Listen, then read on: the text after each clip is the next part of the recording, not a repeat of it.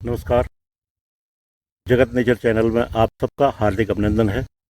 एक बार फिर से पहाड़ की ओर आप लोगों को मैं दिखाऊंगा कि उत्तराखंड के जो कुमाऊं क्षेत्र का गंगोली हाट इलाका है, गर्मियों में वो किस तरह से वहाँ की दिनचर्या है, किस तरह से वहाँ वातावरण है, क्या माहौल है।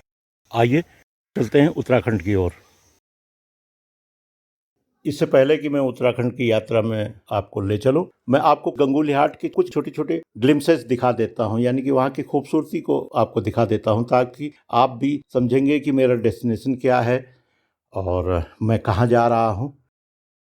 मैं आप सबसे रिक्वेस्ट करूंगा कि कृपया इसे लाइक करें, शेयर करें, और जिन व्यूअर्स ने अब तक जगत नेचर चैनल को सब्सक्राइब नहीं किया है, कृपया सब्सक्राइब कर लें।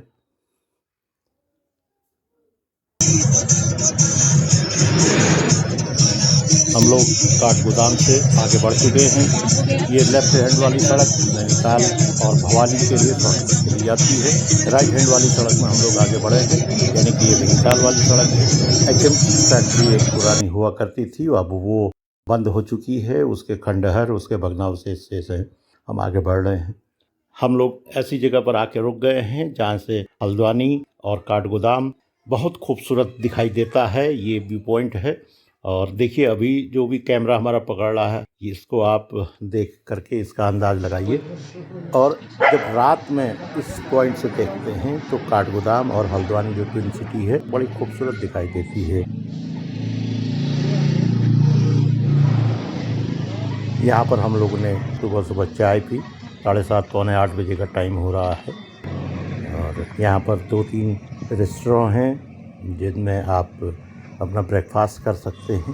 और पहाड़ का माहौल आप देखिए, सुबह सुबह गाड़ियों का आना शुरू हो चुका है। ये पहाड़ का एक ऐसी वनस्पति है जिसके फूल देखिए आप, बिल्कुल भौंकों की तरह से हैं। खूबसूरत भी लगता है, लेकिन जंगली वनस्पति है।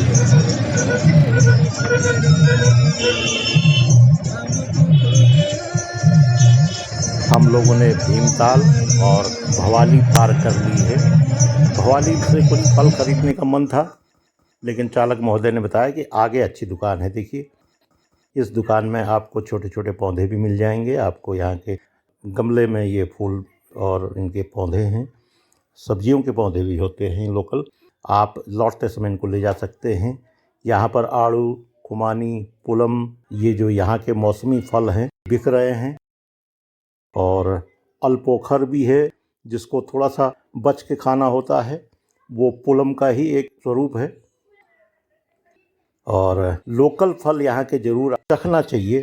काफल भी इस सीजन में होता है। काफल जंगली फल है, एक बहुत छोटा फल है, लेकिन इतना न्यूट्रिशियस है कि उसको अगर आपने 100-150 ग्राम खा लिया तो आपको सर्दियाँ नींद लगेगी, क्योंकि उसको डाइजेस्ट करने में शरीर टाइम लेता है।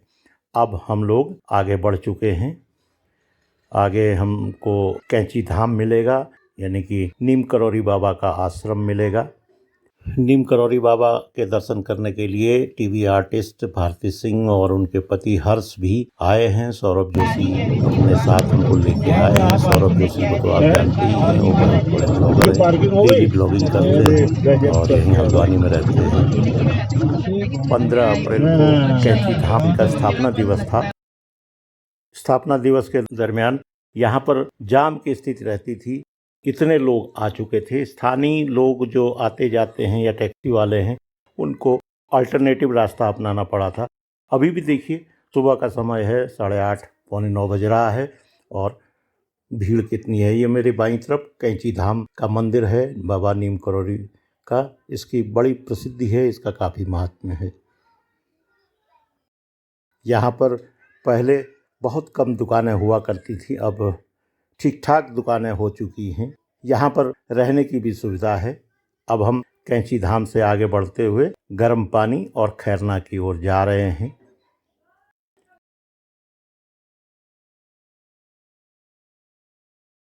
और हम लोगों ने अल्मोड़ा पहुँचने से कुछ किलोमीटर पहले लोदिया जगह पर एक रेस्ट लिया। कुछ देर हम लोग बाहर घूमे और यहाँ भी खूबसूरती है।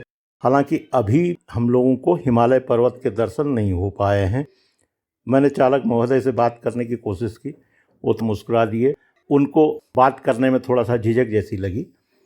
कोई बात नहीं, हम उनसे पूछ करके कुछ चीज़ें जिसके बारे में हम नहीं जानते हैं आपको बताने का प्रयास करेंगे।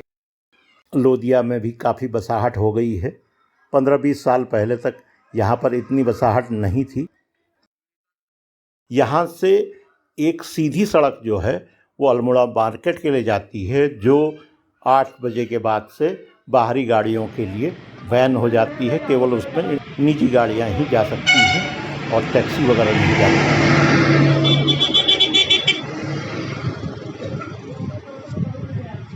और अब हम लोग अल्मोड़ा से कुछ पहले यानी कि अल्मोड़ा के एंट्री पॉइंट करबला नामक स्थान से गुजर रहे हैं। चढ़ाई काफ़ी है। विवेकानंद स्मारक है, विवेकानंद जी यहाँ आए थे भाई। यहाँ नहीं तो वो आर्य कन्या उधर हुआ हा? और लेफ्ट हैंड साइड वाला जो बाईपास है वो खटियाड़ी होते हुए कर्नाटक खोला होते हुए आगे रानीखेत वाली सड़क पर मिलता है।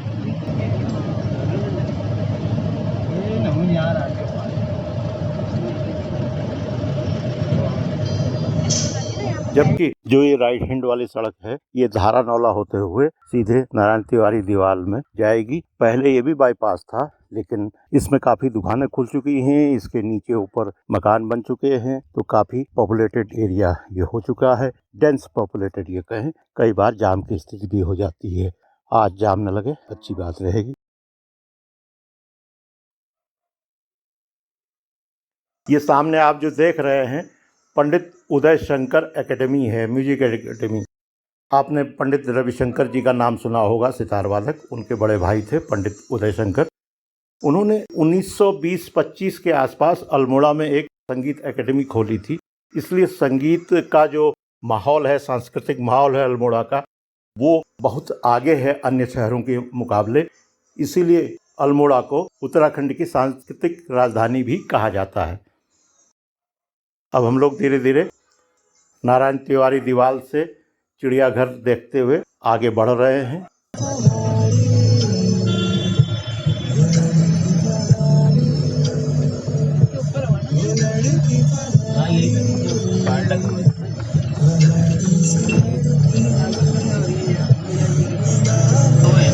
अब इसके बाद चितई का गोलू मंदिर आएगा। इस रूट में गोलू देवता के 2 मंदिर पड़ते हैं, एक घोड़ाखाल में भवानी के पास में और दूसरा अल्मोड़े से थोड़ा सा आगे बाड़ीचिन्हा पेटसाल की तरफ को चितई में गोलू देवता का मंदिर है। काफ़ी मान्यताएं हैं। लोग यहाँ पर अपनी चिट्ठियाँ लगाते हैं, अपनी शिकायतें दर्ज करते हैं, अपनी मन्नतें लगाते हैं, प्रार्थनाएं करते हैं। कुछ पूरी होती होंगी, इसीलिए लोग यहाँ पर आते हैं। अब मैं आपको चीड़ के जंगल के बीच से आगे ले जा रहा हूँ। चीड़ का जंगल आपको बेहद खूबसूरत नजर आएगा। सड़क भी अच्छी है, बहुत चौड़ी तो नहीं है कि 2 कारें पार हो जाती।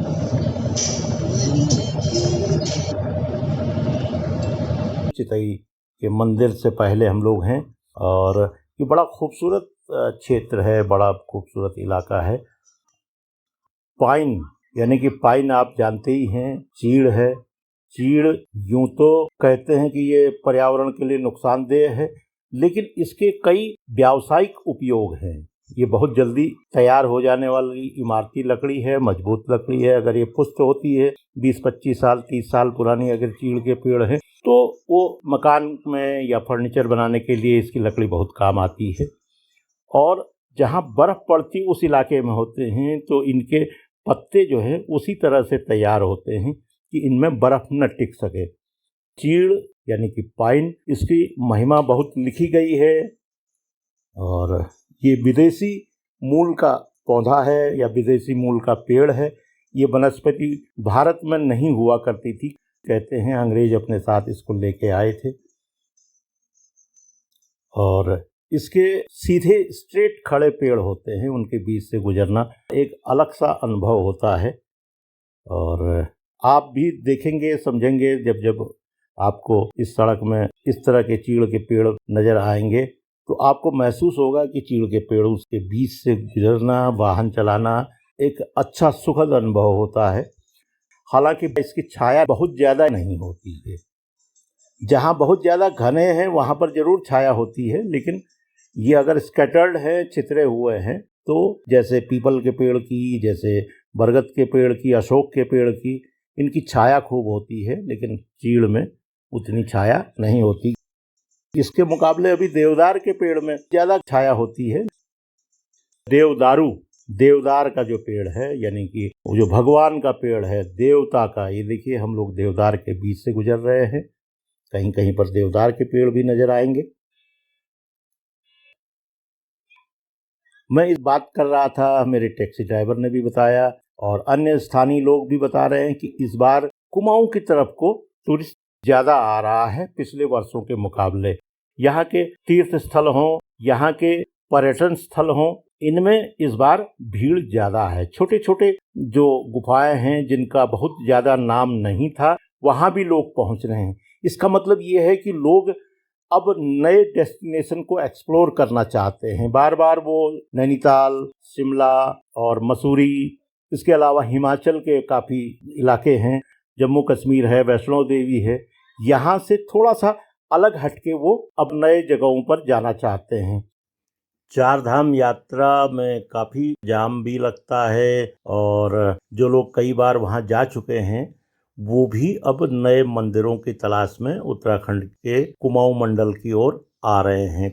कुमाऊं मंडल में पूर्णागिरि मंदिर हो गया, हाट कालिका मंदिर हो गया, पाताल भुवनेश्वर हो गया, जागेश्वर का पूरा जो है शिव जी का मंदिर है, महादेव का पूरी श्रृंखला है, और इधर बैजनाथ की तरफ जो है ये सब 10वीं शताब्दी और 11वीं शताब्दी 9वीं शताब्दी के मंदिर हैं।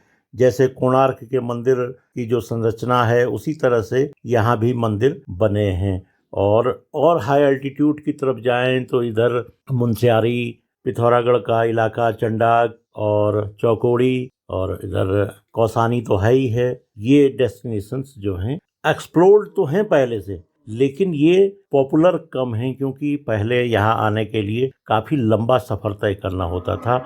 अब यहाँ के लिए ऑल वेदर रोड हो गई, टनकपुर से घाट होते हुए पिथौरागढ़ और उसके आगे जाने के लिए ऑल वेदर रोड है, बिल्कुल डबल रोड है। जो समय पहले टनकपुर से पिथौरागढ़ 7-8 घंटा लगता था, अब 4-4.5 घंटे में आराम से यात्री पहुंच जा रहे हैं। ऐसे ही गंगोली हाट का इलाका है, यहाँ भी जो लोग टनकपुर से आते हैं उन्हें घाट तक ऑल वेदर की चौड़ी सड़क मिलती है।